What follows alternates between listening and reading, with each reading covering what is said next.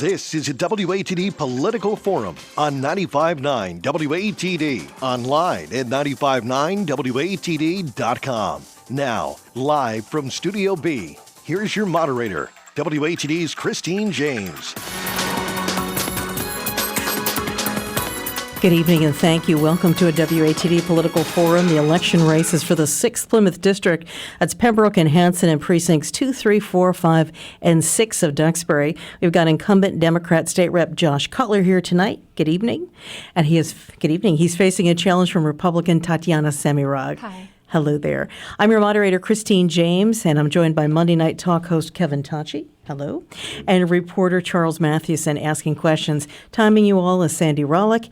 And we're joined by media partners Whitman Hanson Cable, providing video coverage, as well as Pembroke Town News. Thank you so much tonight. Now, for those of you that listen to WATD on a regular basis, you know on these political forums, we always use the same format. We have asked the candidates to have prepared opening and closing statements ready. The opening, no longer than 2 minutes. The closing, 1 minute, please. Then we ask a round of questions from the reporters and then have a lightning round.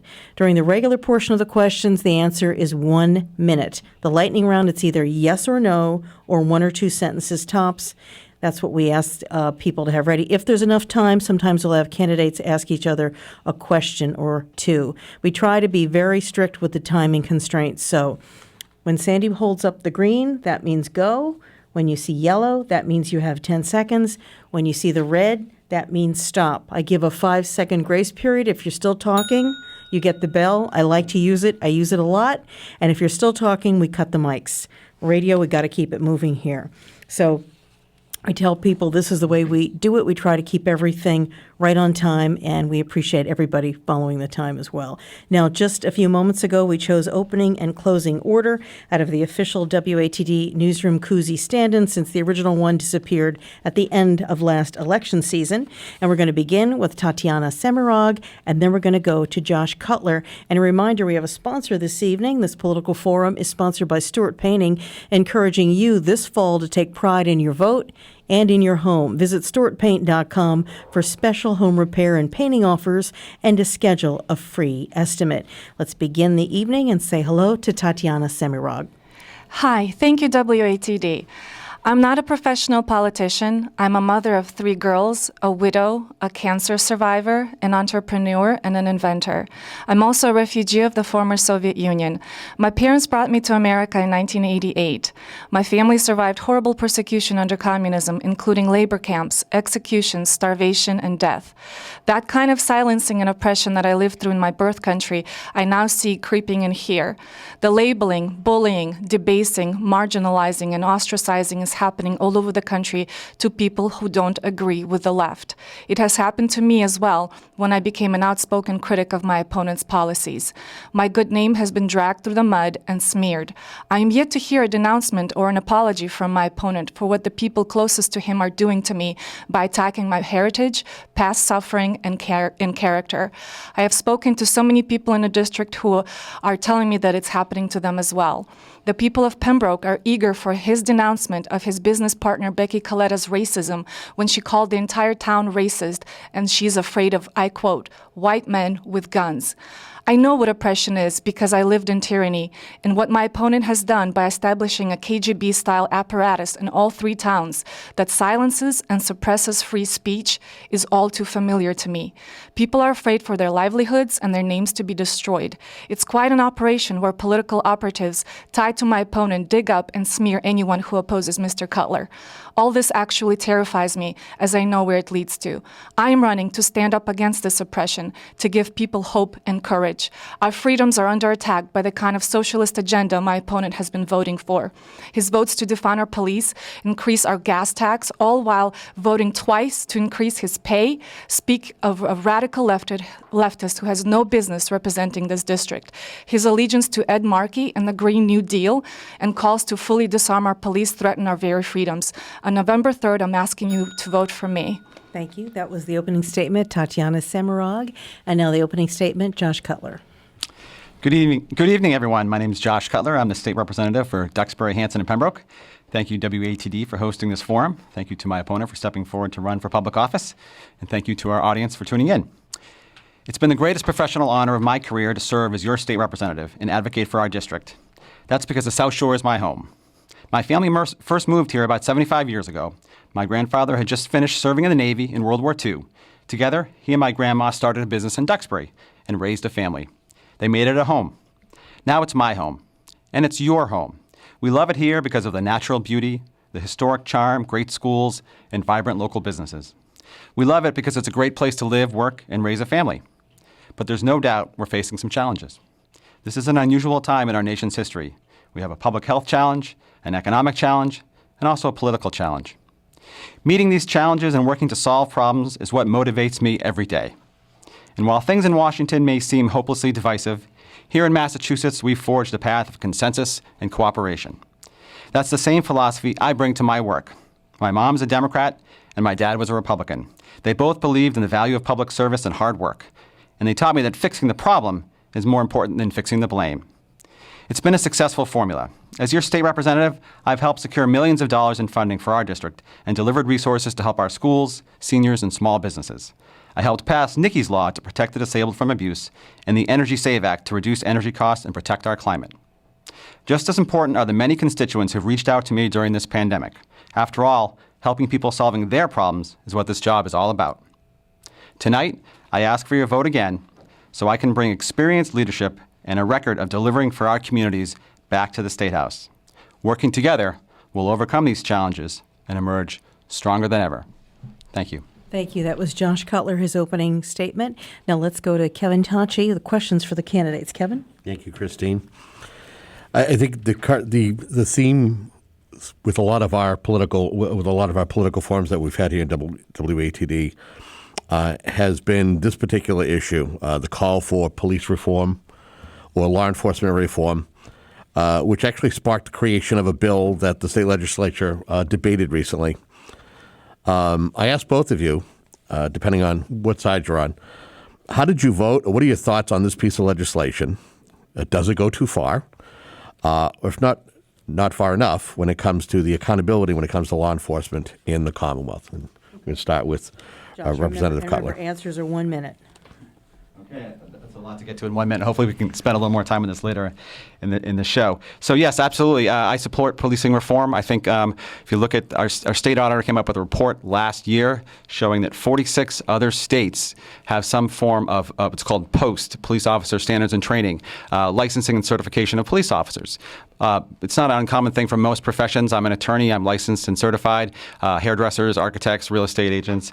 Many professions are licensed and certified. 46 other states currently have such a licensing and certification system.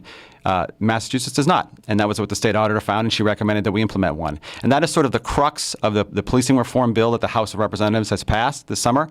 Obviously, there's more to it, and I would love to get into that in more details. But that's the key aspect of it, and I think that's what we really need here in Massachusetts. And I think if you look and ask law enforcement, if you talk to state police, talk to the Massachusetts police, they support that, and they want that, and they've actually called for that. I was recently out in New Braintree visiting with the state police training barracks, and I'm out of time, but hopefully we can come back to that. Well, would you say that that's strictly what it is, or is there any part of the measure that seeks to defund law enforcement or police departments around the Commonwealth? Yeah, absolutely. So thank you for asking that, Kevin. I don't support defunding the police. The bill does not defund the police. I'm sorry that has become the claim here. That it is not correct. We're not defunding the police. In fact, to the contrary, I've actually funded the police. If you look back last term, I actually voted for a legislation that created a new revenue stream for municipal police training. If you look locally here in my communities, I've delivered money for the Pembroke to buy a new UTV vehicle. Just this spring, got money for the Hanson Police Department to buy new radios. That's a red herring, Kevin, and I wish we could have a real discussion about policing reform and not focus on that, which is simply a false claim. Same question to you, Tatiana. What's your understanding of the legislation in regards to law enforcement reform? Do you feel that what do you feel about this piece of legislation, which I think is currently in committee at this point in time? Yes, my message is to Mr. Cutler from his entire district with whom he apparently has lost touch. Shame on you, Mr. Cutler, for defunding the police. I know you don't like to call it defunding, but that is exactly what it is. Ask any police officer, and by the way, Mr. Tocci. Our district is full of police families, not just folks who are police officers themselves, but their extended families. Did you know that Michael Chestnut's extended family lives in Pembroke? I've spoken to these people. They all call it defunding. Now, am I going to trust a politician and a lawyer who tells me it's not defunding, or real police officers who do say it's defunding? What it does is it takes away funds from the police departments and allocates it to other departments. If Mr. Cutler felt that that was necessary to do, find the funds elsewhere. Don't defund our police. Can I have 2 minutes? He had 2 minutes. Well, I'll ask you a follow-up, All right, so you can if you want. Yes. But continue while you have time. Yes. So whenever you say not defunding, my question to you is, how dare you? So I would ask you, have you read the legislation yourself to see if, in fact, it says that it would take funding away? Yes, it's reallocating funds from our police department. And our police departments in these 3 towns are stellar. So I don't know what model he was using when he was making his decision. He should have talked to our police chiefs, who all would have told him not to do that. And I've spoken to all of them. They're horrified. The qualified immunity that would be taken away from them would literally have the potential to cost them their lives. But would you be against certification for police officers like you do with most professional industries? I would want to hear a lot more from our police chiefs, from our police departments all across the state before making such a decision. And as you know, when this was passed, no experts in police were contacted. They did this all on their own on Beacon Hill without any experts, without any hearings, without any public weighing in. You know, it hasn't been signed into law. Right now it's in committee. Right, I do. Okay. Yes. I realize. Okay, thank you. There were several, just factually, misrepresentations We'll get made to that there. because we're going to go to Charlie Okay. now. Did you want to follow up with this line of questioning? We have discussed this in every political forum, and my role is usually to ask the follow-up question. There are 3 parts to this legislation. I have not found defunding as a part of it, but the main 3 parts are certification. Let him speak. Certification, licensing, as we do for plumbers, education, training, and the taking away the ability for police to sue. Which of those 3 do you think are important, Josh? Sure. Well, they're all important. Let me just be clear on the outset, because my opponent continues to misrepresent this. The House bill, the bill that I voted for, that I support, does not defund the police and does not eliminate qualified immunity. Okay, those are facts. If someone wants to point to me a part of the bill where it shows that they defund police, I'd be happy to have that discussion. It does not, because it's not in the bill. In terms of your question, Charles, thank you. So absolutely, I support all that. We need more training. We have great training. We have the Municipal Police Training Commission. But what the state auditor found in her report is that it's not consistent across the state. And while we have great departments around here, that's not necessarily the case everywhere, and not everyone is getting the same training. And so having consistent statewide uniform training processes is needed and it's necessary. And frankly, the police that I talk to support that. And we've actually dedicated additional funds for that exact purpose. Last term, we dedicated extra funds from the new revenue stream from rental cars to go to the Municipal Police Training Fund. This bill actually adds to that, and I see I'm out of time again, but I'd love to come back to this. Tatiana, do you approve of the training or the certification, licensing, or the qualified immunity? I believe I already answered that when I said that I want to hear from more experts. And when I say experts, I don't mean lawyers or politicians. I mean police chiefs and other police law enforcement experts when making a decision about certification and qualified immunity. And no, I do not believe that qualified immunity should ever be taken away from our police officers. I have talked with police chiefs and operations people in police departments, and they all want certification, every one of them. I see that you're helping my opponent at I'm the not moment. helping your opponent. Good I'm telling for you, because I'm out on the street. I'm telling you that I've also spoken to them and to their police and to many, many hundreds of police families, and they all feel the way that I do. About certification. Yes, certification, qualified immunity, and defunding. So I'm here to tell you what the district is saying to me, including police officers who want to hang up their uniforms because of the vote that my opponent took. Okay, let him finish asking the question. But defunding is not part of the legislation. Yes, it is. It's reallocating. Well, we're reading two different bills. Okay. Do you want to ask a follow-up question? Yes, go ahead, Josh. What? Well, I just wanted to point out I have a letter here from the Mass Chiefs of Police Association asking Who for a endorsed me? certification. Let Asking him for a please. certification process. The Mass Sheriff's Association endorsed that. That has been broadly supported across the board, and a certification and licensing system. I don't know where to begin with the falsehoods. We're talking about the process. There were 800 plus pieces of public testimony that were received during a virtual public hearing, 3 full days of floor debate, 217 amendments.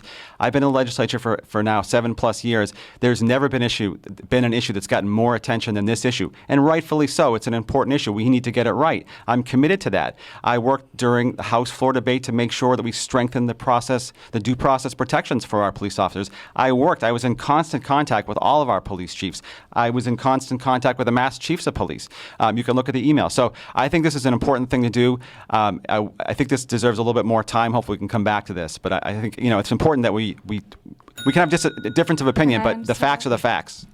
All right. Now, you can have Can I another answer minute. that? Yeah. I appreciate everyone you've talked to, but have you talked to a family at a door whose wife, the police officer's wife, starts crying and saying how much she fears for her husband's life after you took that vote? And that has been the story. I've counted now on 8,000 doors in my district, and I can tell you, this district is full of police families, and I'm hearing the same thing over and over again. All 3 police unions in my towns, the Hanson, Pembroke, and Duxbury towns, voted to endorse me. Mass Cops, whom you've quoted, voted to endorse me. Mkufu voted to endorse me, and the endorsements keep coming and coming. So you can call it what it is, but the police know. The police officers and the law enforcement across this district know what you did. Okay. I'm going to ask you both a follow-up. Can I get a rebuttal to that? I'm going to ask you both a follow-up question. What do you find, Tatiana, is there anything right about this reform bill at all? Do you agree with anything in the legislation? I don't agree with how it was done. It was a knee-jerk reaction from beginning to end. Do you find anything right about it? No. That's what I'm asking. Okay, so no. Okay. No. Josh, what's wrong with this legislation? What's wrong with the House bill? Yes.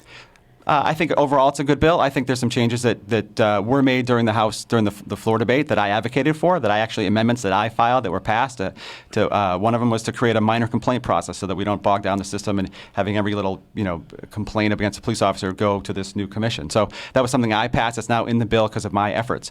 I think it's important we get this right, and I think it's right that we're spending But what's wrong with it right now? Like, I don't what's think. wrong with it? I don't think. It's. The things that my opponent is talking about are not in the bill, so it's hard for me to argue that because simply there's nowhere in the bill that it says defunding police, and I would just ask anyone, I would ask my opponent if she keeps making that claim to please point to me where it defunds the police in this bill. I'd be happy to talk about that, but she hasn't been able to do that. Okay. You're listening to a WATD political forum here. It's the 6th Plymouth District. You've got the Democrat incumbent, Josh Cutler, his Republican challenger, Tatyana Semyrog. I'm going to turn it back over to Kevin Tocci if you want to continue this topic, or switch over. I think we'll let it simmer just for a little bit before we go back to it. Okay. There's so many other issues that are paramount when it comes to running for office and when it comes to the state legislature. Let's not forget, we're in the middle of a pandemic, folks. And the economy and employment numbers suffered greatly during the pandemic. Depending on whether the state sees another wave of COVID, should the state's legislature consider using its built-up rainy day fund to offset the state's growing deficit or provide assistance to businesses that are affected by the virus or unemployment aid to those industries like food and the hospitalities? We'll start with Tatiana. Absolutely, to answer your question. And I'm happy to hear that our governor had the foresight to have a rainy day fund. And boy, do we need it now. Our small businesses are suffering. My district here is full of small businesses throughout all the 3 towns. And I've been in touch with many of them. They all need help. Unemployment as well. I talked to the school bus driver who drove my daughter, and it's just the saddest thing that she lost her job. Why don't we help folks out more with that? We also need funds for substance and alcohol abuse that we know is now on the rise due to this pandemic. So, yes, my response is we definitely do need help in all of those aspects, yes. Okay, so I just want to make sure, because I asked in regards to the rainy, do we want rainy to day put fund? towards the deficit? Because I don't know if you can do both. I know we have a growing deficit right now, Right. a budget deficit, or do we put our resources towards helping those people, to the people who are struggling right now, or the industries that are struggling with some kind of series of programs? Well, hopefully by pouring money into our small businesses, we can create jobs and take care of that deficit. Okay. Same question to you, Josh. Thank you, Kevin. Yeah, and this is something that I sit on the Ways and Means Committee, so I'm very familiar with this. We fortunately have a $3.5 billion stabilization fund, which the governor, working with the legislature in a bipartisan way, have invested in over the years. And and I would say it's raining now, and we need to tap into that fund. There's no doubt about that. We just got some updated news about our budget shortfall. It's actually a little bit rosier than maybe it looked like about several months back. Our shortfall is, experts say, between 1.6 and up to a high of $5 billion, which is a significant amount of money, obviously. But that's significantly less than what we were looking at just a few months ago. So that's good news. Obviously, we're going to have to tap into our rainy day fund. We're still waiting to see what happens with the federal stimulus package. We're still optimistic that they'll be able to come to some agreement on that. That would certainly help us here in Massachusetts. If that doesn't come through, then we're going to have to make some tough choices. But certainly using our stabilization fund is one. Hopefully, we can come back to the second question that you asked. We just recently passed in the House an economic development bill that creates a new revenue stream for restaurant relief. I'm out of time here, but perhaps we can do a follow-up. No, what's the bill entail, so to speak? Yeah, so we passed an economic development bill that had a lot of good things in it, one of which was legalizing sports wagering here in Massachusetts to create a new revenue stream. A portion of those revenues would go to a new Restaurant Relief Act, because we know that our restaurants are struggling. It would create a distressed restaurant fund to help with rents and payments. So that's one way we can directly help some of our small businesses that we know are struggling. Just backing up in terms of COVID, and we've done a lot to try to help our small businesses, and that's one of the things, frankly, that I spend most of my time on, besides helping folks with unemployment issues, is working with our small businesses and listening and hearing what's going on. We delayed some of the business taxes for a number of our small businesses. We made it easier to change regulations to allow outdoor seating, delivery for drinks. We've done a lot of things. We delayed our income tax filing period. We've done a lot of things to try to make life a little bit easier for our businesses. We realize they're struggling. I'm a small business guy. I ran a small business before I came to the legislature, and that's one of my, the most important issues for me is helping our small businesses. Oh, and I almost made it, but I did. There. Charles Mathewson. Continuing with issues beyond police, one of the three towns is Duxbury. It's a coastal community. How do you think climate change is impacting the community, and what have you done in the legislature, and what would you do in the legislature to ease that? Tatiana. Yes, I am very fortunate to live in Duxbury with our pristine and gorgeous coastline. And I love the fact that this town took active steps to preserve our habitat. We've got the beautiful plover birds that are highly protected every year. I see them nesting. It's a beautiful thing to see. And I love initiatives like that. So on my end, I would support to continue creating things in legislature that would continue to protect our coastline, absolutely. In face of sea rise, much of Duxbury would be underwater, especially the marshland north of the beach. Would you do something about sea rise, and do you support the idea of climate change? Well, I'm not God. I don't control the levels of the sea. However, if human intervention would be possible to save our communities in any way, I do recall working for Senator Brown and the whole Marshfield seawall being eroded and destroyed, and I we worked hard to bring in the National Guard and help with that. So it is a problem, and whenever humans can help out and intervene with climate change, then yes, I would support that. Josh, what would you do about climate change in Duxbury? So absolutely, it is an issue. We're facing a triple threat. We have more frequent and severe weather events. We have aging coastal infrastructure, and we have rising sea levels. And this doesn't just impact our planet; it impacts our wallets too. We see it in rising flood insurance rates. I see it. We have a great aquaculture industry in Duxbury and here on the South Shore. We see ocean acidification, how that impacts the ability of those men and women to earn their livelihood. So it certainly is impacting us. We need a multifold approach to this that both involves mitigation and adaptation. I've worked on this issue extensively. I'm at this term proud to have been elected the House Chair of the Coastal Caucus, and I would point out that as a bipartisan caucus, I work with the Senate Minority Leader Bruce Tarr. He's the Senate Chair, and so we're able to, from my position, able to really be an advocate for our district, not just for Duxbury, but climate change is an issue inland as well. It's not just a coastal issue, and I've been able to use my relationships that I've built and the reputation that I have to try to advance this issue. And hopefully, we can have a chance to talk about my Mass Energy Save Act, which also addresses climate change and reduces energy costs. Thank you. Just to remind folks, you're listening to a WATD Political Forum, the 6th Plymouth District. It's brought to you by Stewart Painting, encouraging you this fall to take pride in your vote and in your home. Visit stewartpaint.com for special home repair and painting offers and to schedule a free estimate. We'll be back right after this. And thank you and welcome back to a WATD Political Forum, the 6th Plymouth District here. We just left some questioning right before the break. We're going to get to it now. I believe it's my turn to ask some questions here. We will allow that. No, thank you very much. Okay. Black Lives Matter has been a big issue in the last couple of months here in the state of Massachusetts.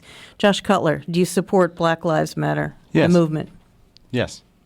I think, unfortunately, this has become a binary choice between supporting Black Lives Matter and Back the Blue, and I reject that. I think it's a false choice. I think we can and should support our many honorable men and women in law enforcement, and also acknowledge that we have racial inequities in our society and in law enforcement and in every profession, in my profession as well. So I think we can work on both issues, and we don't have to choose one or the other. And it saddens me that, unfortunately, we seem to have come to that point of view here in Massachusetts or in the nation. Okay. And Tatiana, do you support the Black Lives Matter movement? I support our African American communities. I do not support BLM. They are a Marxist organization. They came out with their statement as a Marxist organization. They're also an organization that strives to destroy the family, the nuclear family. I'll tell you this, Christine, if I see them helping black business owners, if I see them helping poor black people by buying, paying off their mortgages or helping the black community in a real way besides looting and rioting, then yes, I will support BLM. But as an organization, I can support black people without supporting BLM. And yes, Mr. Cutler, it has become BLM, Black Lives Matter versus Blue Lives Matter, because Black Lives Matter makes it that way. They hate cops. Okay. Let's go back to Kevin Tocci. You want to follow up on this line of questioning, or? No, I think I want to go to Charlie, to something that I share with Charlie, and that is water. Yes. I was going to ask that, Kevin. No. You I'll have to step on my toes. I'll right? start, and then you can punctuate the sentence. Okay. Water is another important issue when it comes to your district. The Twin Lakes, or the East and West Ponson Pond, have seen their share of problems. I want you each to kind of give your understanding of the issue and the management of these bodies of water, and what needs to be done to continue to have these not only as a source for recreation, but if in fact it's needed for drinking water. We'll start with Tatiana. Yes, well, from what I'm aware, we've had quite a drought this summer that's continuing on even today. And I know my roses are wilting. And the water bodies, Pembroke has so many lakes. Actually, Hanson does as well. It is a concern. Algae is growing. And whether it's due to the stagnation of the water, due to decreased water levels, or maybe some mismanagement at the dam, I'm not sure. I haven't studied this matter particularly well, but it is a concern for me. Absolutely.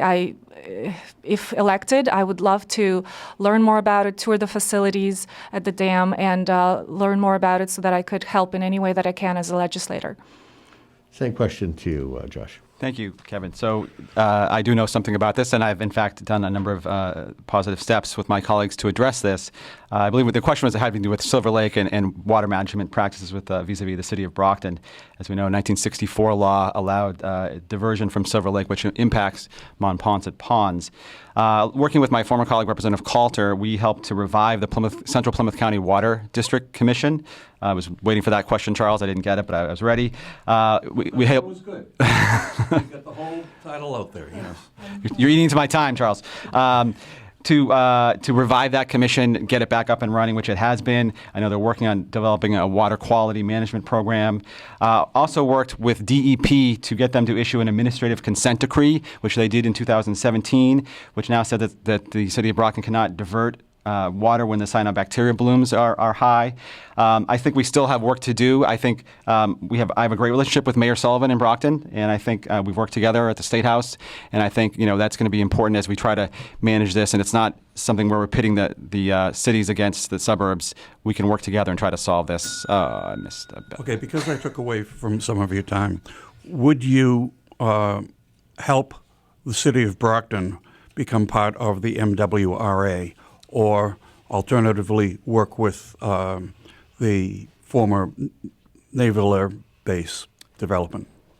Yes, absolutely. I mean, we can't force them to do that, but certainly I would absolutely support that if that was their choice. I think also the desalinization plant, trying to utilize that better would be a helpful choice. And as I said, this can't be something where it's an adversarial relationship. We have to be able to work together and live in harmony here. We have concerns about how the water usage. They obviously have a need for water. We support that, and I think some of the steps we've already taken have helped put us on a better path than we were a number of years ago. But certainly we're not out of the woods yet.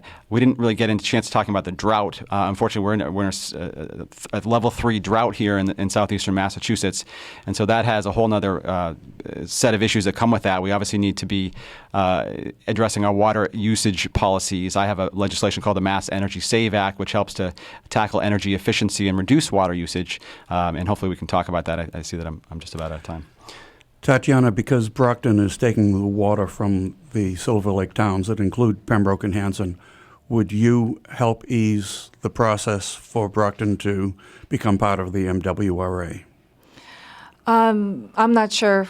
I'm not too familiar with that whole issue, but whatever, I can assure you that I will work for the balance in all communities, Pembroke, Hanson, Duxbury, and Brockton. Thank you. Hey, just to jump on staying on water, knowing that Brockton is the manager of the Twin Lakes and Silver Lake, I think one of the issues is when other communities in the South Shore that are abutting the pond will observe a water ban. The city of Brockton sometimes has not in the past. Can any legislation that you can think of that could be put into play that it'll be even the playing ground when it comes to situations like the drought that we're in? Tatiana? Yeah, that sounds like it's something that should have been done. And why hasn't it been in the 8 years that you've been there, Mr. Cutler? I believe the question was directed to the city of Brockton. It's so I don't represent the city of Brockton. Since 1964, Brockton has been able to. Well, I want to say probably beyond that, but right, but they've if it's had the rights affecting... to. But it's beyond Mr. Cutler and any other.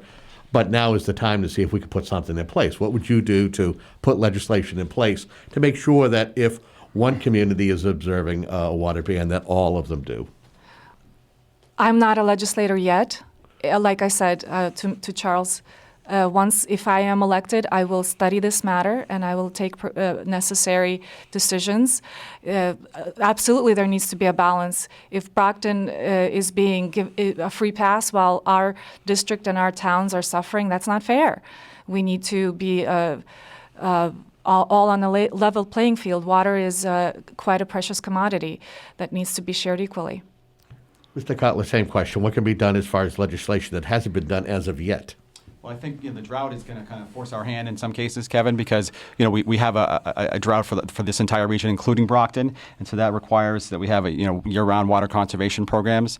Obviously, again, I don't want to make this an adversarial thing with the city of Brockton because I want to resist that. I think we can work together. That's my philosophy about a lot of things, and I think you always get further that way. But in terms of the drought, and coming back to the issue of water, I've worked during my time hard to be an advocate for our ponds and management. I've been able to get funding back for Pembroke Ponds, for the Monponsa Pond, Wampatuck Pond, got funding for Duxbury to get a new weed harvester so they could clean up Island Creek Pond without having to use herbicides and chemicals.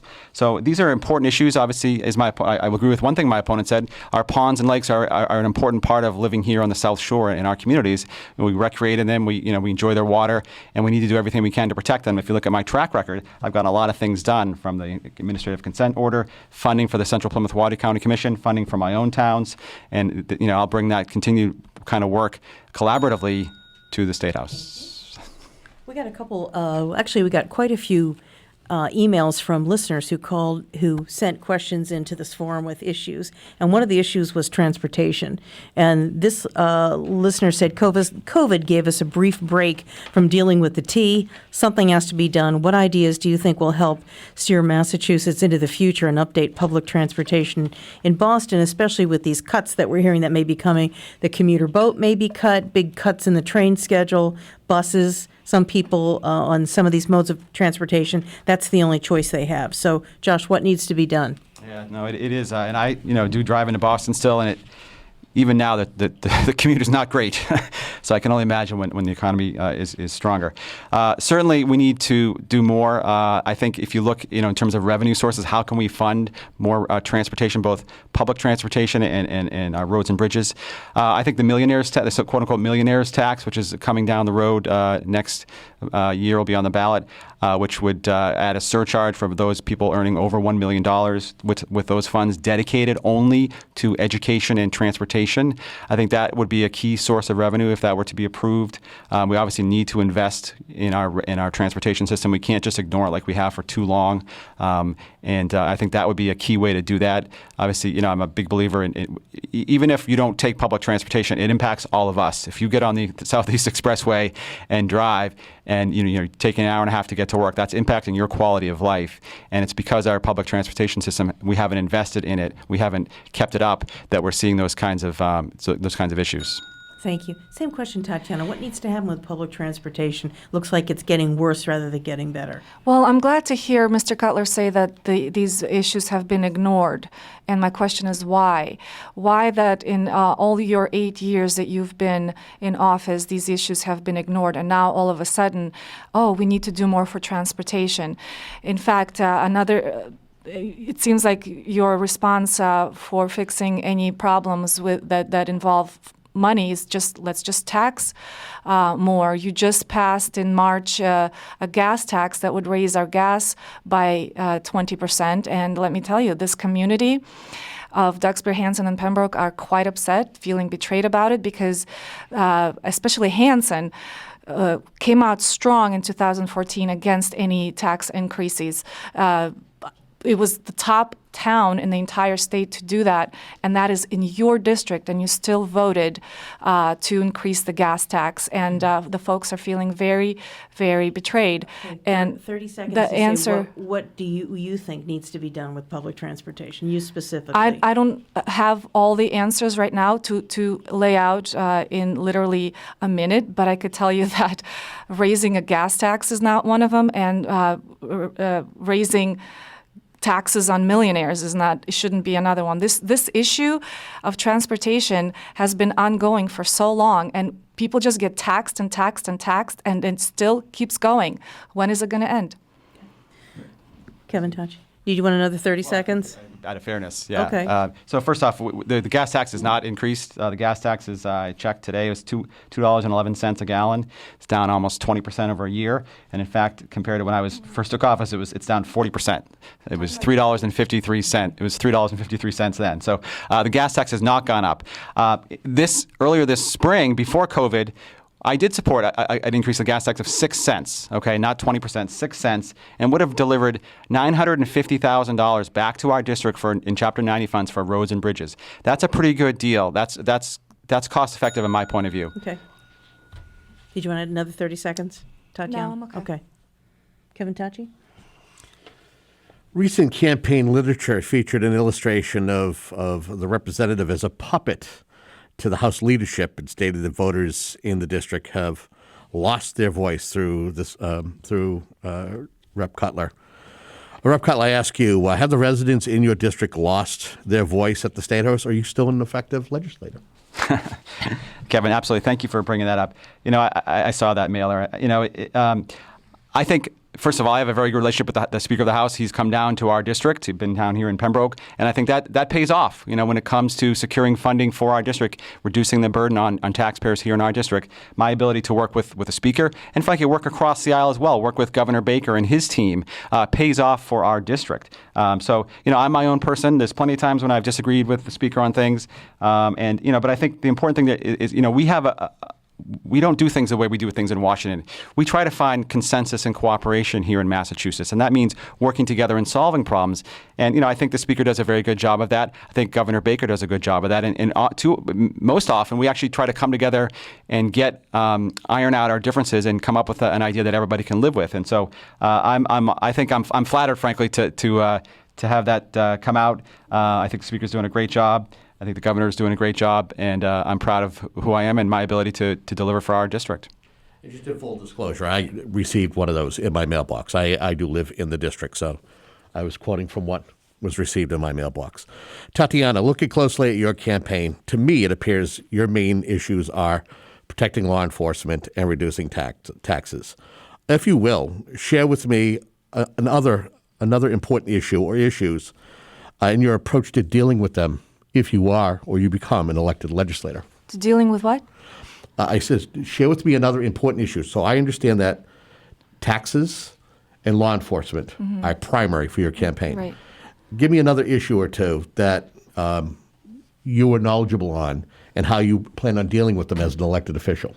Right. Well, I think for not just myself, but for this district, what is important. And I've asked folks at the door what is important to them. Again, I've been to 8,000 doors by now, and I can tell you that they all feel, you didn't give me a chance to respond to your question to him, but they all feel like their voice has indeed been forgotten.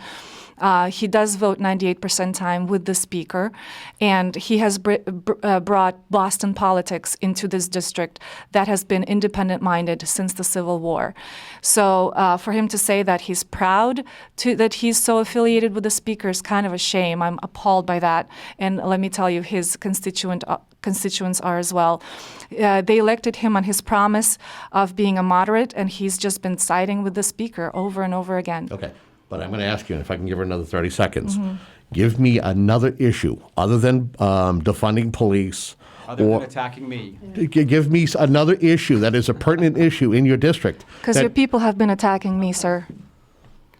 Just ask the question. Yeah, another pertinent and if you're issue. not being addressed, let's try to another keep it pertinent quiet. issue that you are knowledgeable about, that you have a plan to take care of, whether it's schools, whether it's Chapter 90 money. You pick it.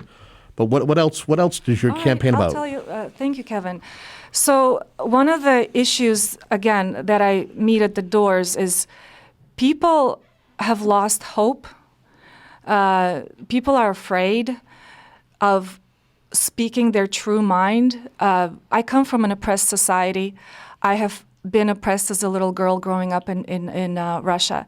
And let me tell you, I'm seeing that happening here. People are afraid to put my lawn sign because a friend of Mr. Cutler got a text message from him saying, "How dare you," calling him horrible names. Did you want any other follow-up Because he put questions? my lawn sign up. Okay. Charles Mathewson, question for the candidates? Hey, let's delve into immigration. Do either of you support what has been referred to as sanctuary cities? How do you feel about driver's licenses for immigrants, et cetera? I'll just leave it open. Okay. Tatiana?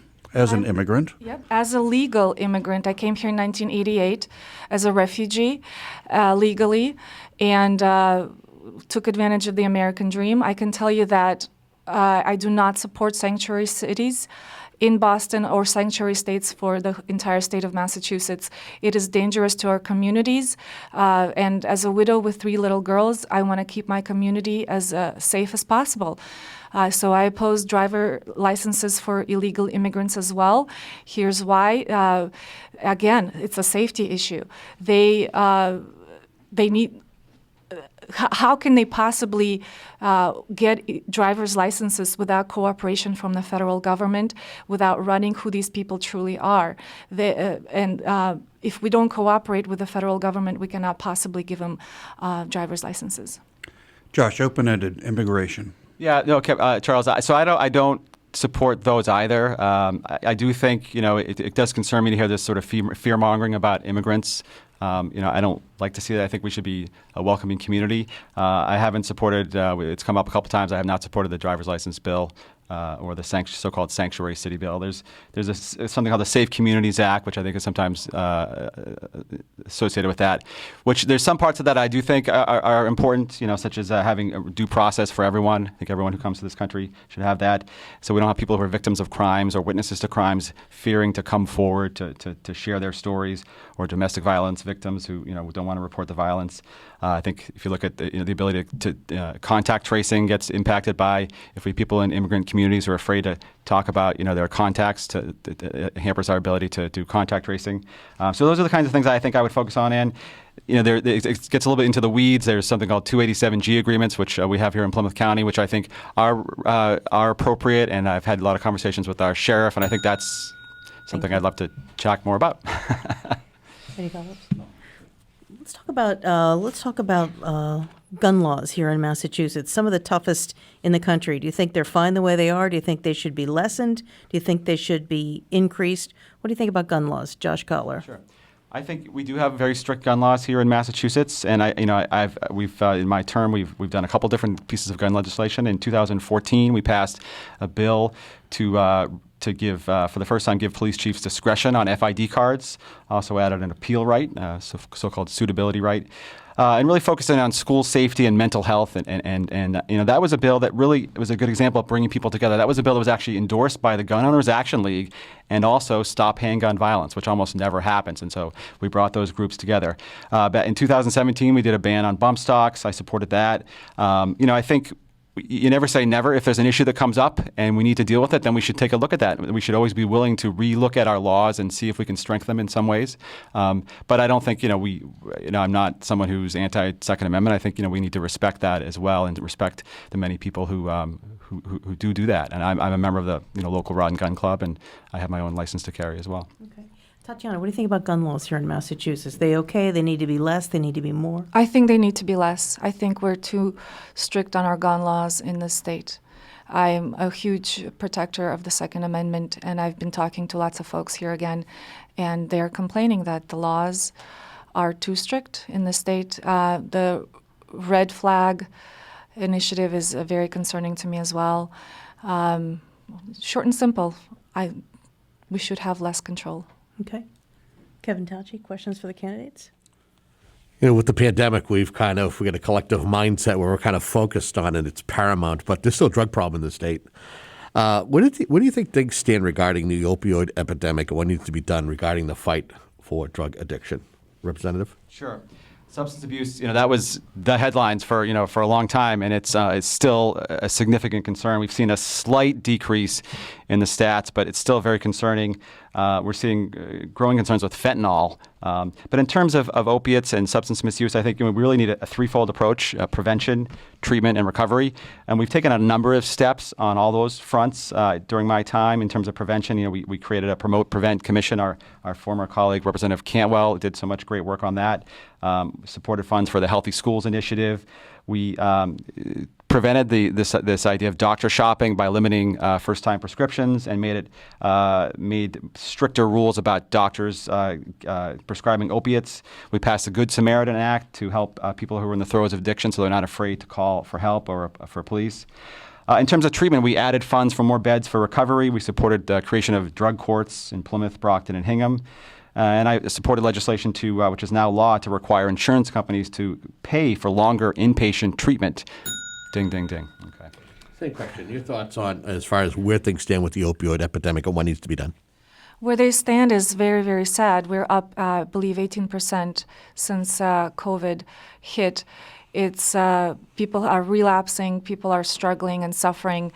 I'm seeing it in my own community, within my just close-knit friends and family kind of life, that it's affecting people greatly, and it's very sad.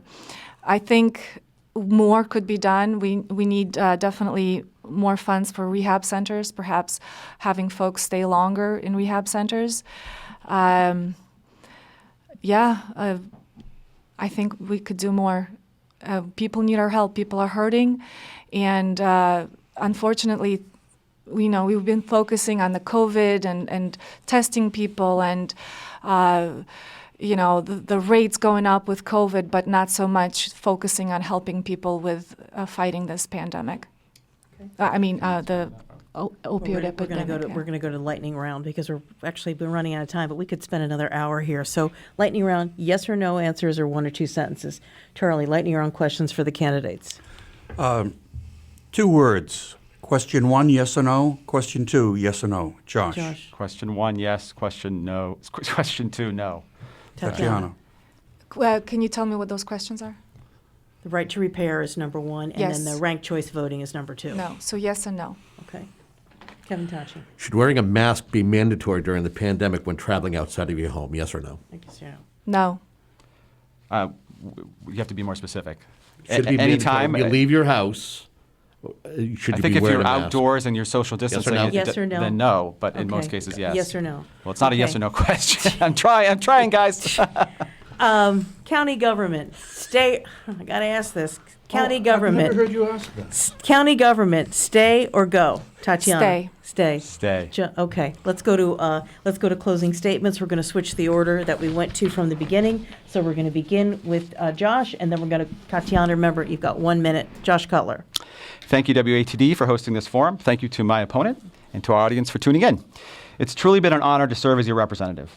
I've worked hard to make sure that your voice is heard and to make sure that our district gets the resources we need. It's very easy to be cynical about government, to watch the divisiveness in Washington and the White House and turn away. Or, even worse, to lean in to our worst instincts and think that's how politics should be. Here in Massachusetts, we found a better way. We work to solve problems and find solutions. Over the next 2 years, many important decisions will be made on Beacon Hill. Decisions about our economy, schools, healthcare, local aid, and climate. Decisions that affect our quality of life here on the South Shore. I have a proven track record working across the aisle and getting results. I'm running for re-election because I want to use my experience to help us move forward. I believe that working together will overcome our current challenges and emerge stronger than before. If you share that vision, if you appreciate the work I've done for our communities, and if you wish to see that continue, I would be honored to earn your vote again. Thank you. Thank you. That was, closing statement, Josh Cutler. Let's go to Tatyana Semyrog. Closing statement. Thank you, WATD. 8 years in office has clearly created a disconnect between this representative and his constituents.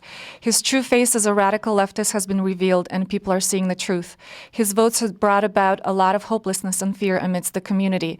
I have visited thousands of doors and have heard your voices, and I'm here to bring hope. I will not give empty promises and then break them. I will stand against the tyrannical majority on Beacon Hill. I will not accept any form of silencing.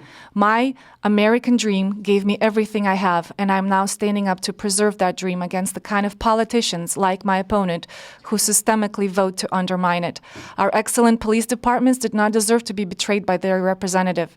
We live in a district full of working-class people that commute daily, and voting to increase our gas tax was an act of betrayal to these constituents.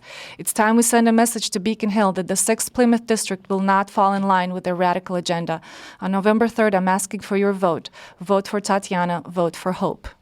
And that was Tatyana Semyrog, her closing statement. You've been listening to a WATD political forum here in the 6th Plymouth District. We had the incumbent Democrat, that's State Rep Josh Cutler, facing a challenge from Republican Tatyana Semyrog. Now, this entire forum will be up on our WATD website tomorrow, and we'll have select cuts that will be played in our morning drive news selection. We've also got Whitman Hanson Cable Access. Thanks so much. Also, Pembroke Town News, too, providing this with video. I'm Christine James, your moderator. Asking questions tonight, Charles Mathewson, Monday Night Talk host, Kevin Tocci. We've got Sandy Rollick doing our timing, and of course our engineer here, Larry Nelson. We appreciate you listening. Remember, get out and vote on November 3rd. Tune into WATD. We'll have complete election night coverage. If you don't vote, you don't have a voice. I'm Christine James, 95.9 WATD. Thank you for listening.